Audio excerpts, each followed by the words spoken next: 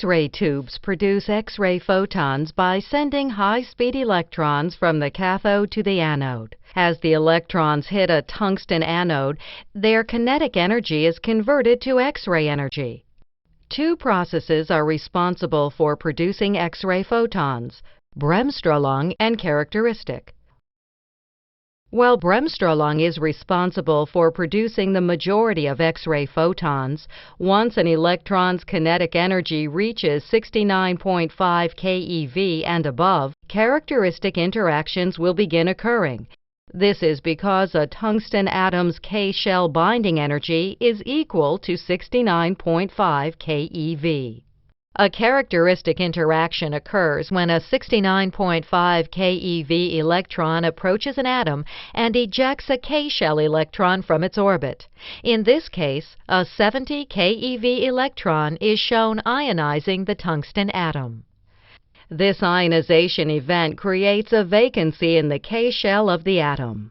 Because the atom is now electrically charged due to a missing electron, it works to restore its neutral charge by filling the vacancy with an electron from an outer shell, usually the L shell. The atom continues to neutralize itself by having an electron from the M shell fill the vacancy left in the L shell. In turn, an N shell electron serves to fill the vacancy in the M shell until all of the shells are once again filled. This movement of electrons is termed a characteristic cascade. It is important to remember that each electron orbital has a distinct binding energy level. Note that the L shell binding energy is only 12 keV compared to the K shell's binding energy of 69 keV. Due to this energy difference, a characteristic X-ray photon emerges which is equal to the difference between the two electron binding energies. This satisfies the law of conservation of energy.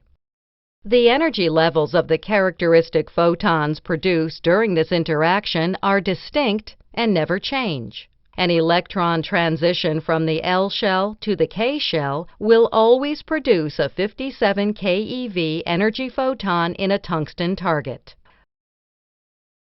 When graphed on an X-ray emission spectrum graph, characteristic interactions produce the discrete spikes shown. Electron transitions may also occur between other shells and the K shell as higher kVp levels are chosen. For example, M through K shell transitions result in 67 keV characteristic photons due to the binding energy differences between those two electron shells.